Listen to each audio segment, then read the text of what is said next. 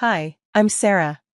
James, can you pass me the blue blanket over there? I called out in our sunny, cheerful room that was going to be our baby's nursery. The walls were painted a calm pastel green, and there were cute animal stickers everywhere.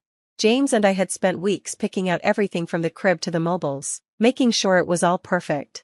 Here you go, babe, James said, handing me the soft blanket with a big smile. We were adding the final touches, feeling both nervous and excited. Do you think he'll like the stars on this blanket? I asked. He's going to love everything, James replied, smoothing the blanket over the little mattress. Can you imagine? In just a few weeks, we'll be here at 2 a.m., trying to get him back to sleep? James laughed and hugged me. As long as I'm with you, I can handle a few sleepless nights. The nursery was almost done. It was a labor of love, showing our journey into parenthood. The shelves were filled with storybooks, plush toys, and framed ultrasound pictures. It was perfect. The next day, after a doctor's appointment, I came home excited to add some new baby clothes to the dresser, but when I walked in, something felt wrong. The silence was too heavy. I dropped my bag and hurried to the nursery, my heart pounding. When I opened the door, I couldn't believe my eyes. The room was empty. Every single item we had picked out was gone: the crib, the blankets, the toys, even the pictures from the walls. It was like our dream for the future had vanished. I stood there, shocked, saying no, no, no, as I looked around at the empty room. I rushed to the living room and found a note on the coffee table. It was from Carol, James's mother. My eyes scanned the note, each word making my stomach sink. Sarah and James, I've taken the liberty of donating your nursery items to a charity. There are many people who have nothing, and I know you can easily replace these things. It's for a good cause. You'll understand one day. Love, Carol. Understand? How could I understand? I crumpled the note, my mind racing with disbelief and anger. How could she do this? How could she think it was okay? When James came home, I was pacing, still clutching the crumpled note in my hand. He froze when he saw my face. Then his eyes shifted past me to the empty nursery. What happened, Sarah? Where is everything? Your mother happened, I said, shoving the note into his hands. As he read it, I watched his confusion turn to shock, then to anger. This isn't right. She can't just decide this for us. James crumpled the note too, his jaw tightening. She had no right, none at all. We spent the rest of the evening in turmoil. Our joy was gone, replaced by the feeling that something precious had been stolen from us. The nursery, once a place of dreams, now felt cold and empty, a painful reminder of what was taken. We need to talk to her, James. This can't continue, I said, my voice steady with determination as I grabbed my phone. She needs to understand she can't just interfere like this. As the phone rang, my resolve grew stronger. This wasn't just about the baby items, it was about respect. Respect for us, for our new family, and for the choices we made. I was ready to fight for that. After 2 rings, Carol answered. Hello? Carol, we need to talk about what you did with our nursery, I said, my voice firm and direct. Oh, hello, dear. Yes, I was just about to call you. I dropped off the nursery items at the charity this morning. They were so grateful, you know. Carol, why didn't you ask us first? That was for our baby. You took everything, I said, my words sharp with hurt and disbelief. There was a pause. I did it for a good cause. Sarah, you can always buy more stuff, can't you? That's not the point, Carol, James chimed in, his voice just as firm. Those were our choices, our preparations for our child. You had no right to make that decision for us. Carol sighed on the other end, her tone dismissive. James, when you see the bigger picture, you'll understand. There are so many families who have nothing. We're blessed, and we should help where we can. I thought you'd be proud. I'm not proud, Mom. I'm hurt. You crossed a line, James said, his frustration clear. I know you're upset, but you're overreacting. You can easily replace everything. I just thought it was wasteful to let all those new things sit there when others could use them now. You can set up the nursery again, Carol said, her voice steady, as if she was convinced she'd done the right thing. That's not your decision to make, Carol, I snapped, anger surging through me, gripping the phone tighter. You've taken something from us that we can never get back, the excitement and joy of preparing for our child. How can you not see that? There was a long silence on the other end before she finally responded. Sarah, James, I did what I thought was best. If you're this upset over a few items, I'll help you replace them, but I won't apologize for helping those in need. That's not what this is about, Carol, I replied, shaking my head even though she couldn't see me. It's about respect and boundaries. James took a deep breath, sounding exhausted as he spoke, more to himself than to his mother. We'll talk more about this later, Mom. Right now, we need some space. As we hung up, the air between us felt thick with tension. It wasn't just about the missing nursery items. It was about the deeper issue of our feelings and choices being completely disregarded.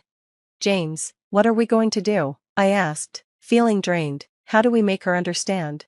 We set boundaries, Sarah, clear, firm boundaries. It's the only way, James said, his voice resolute, as if he'd made up his mind.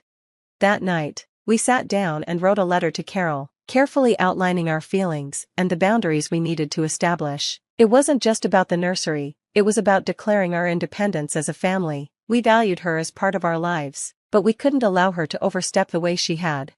We need to make sure this never happens again, for our sanity and for the well-being of our family, I said, sealing the envelope. Yes, James agreed, taking my hand, for our family. In this emotionally difficult time, we found comfort in the support of others. James made the first call to his Aunt Susan, who had always been a strong presence in our lives. His voice was hesitant but hopeful. Hey, Mom, he began, speaking to his aunt as we both sought a way forward together. We had a bit of a situation at home, James explained. It's about the nursery. Susan's response was immediate and full of empathy. Oh, you two must be devastated. What can I do to help? Her kind words felt like a balm, and soon, our community began to rally around us. Friends and family didn't just offer sympathy, they showed up with real support. Baby items started arriving, some brand new, others lovingly handed down, each with its own story and meaning attached. One afternoon, our neighbor Linda, whom we had barely spoken to before, arrived with a beautiful hand-knit blanket. I heard what happened, dear, she said, her eyes soft with understanding. I wanted to give you something made with love, something that can't be taken away so easily.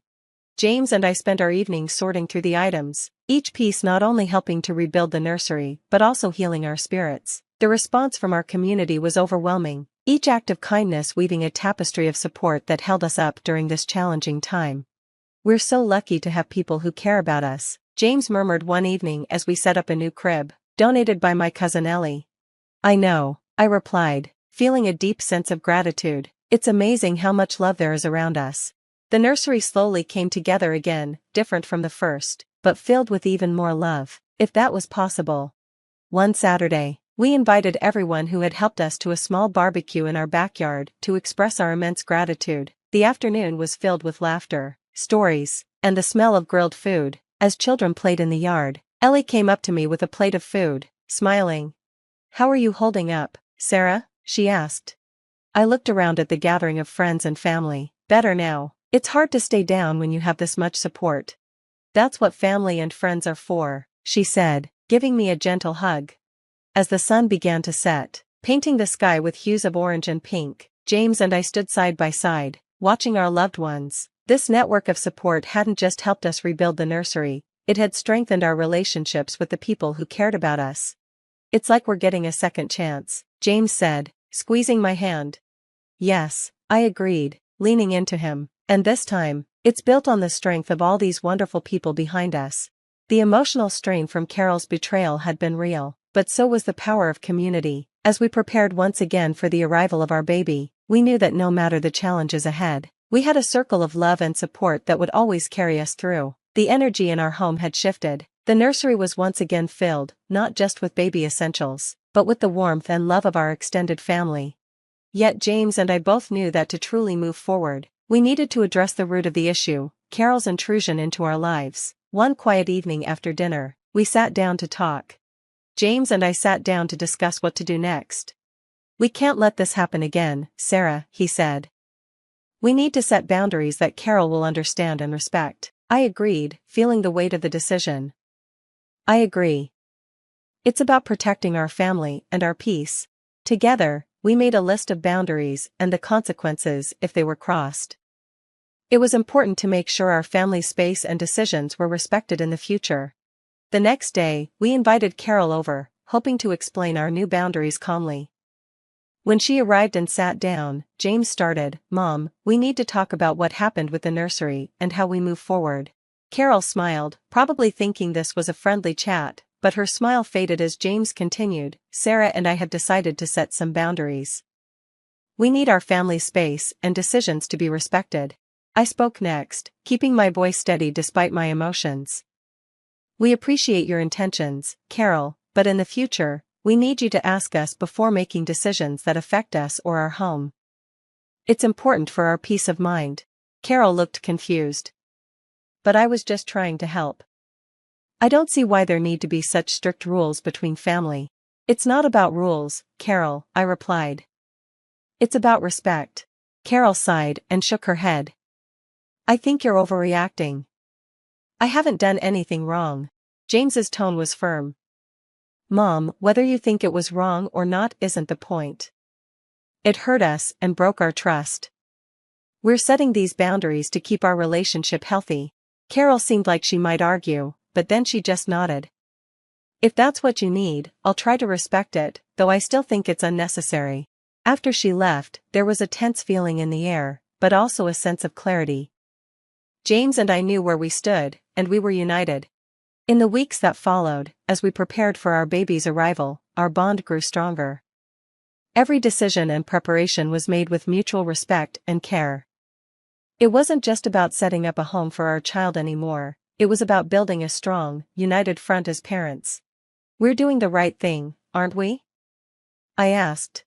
We're doing the right thing, aren't we?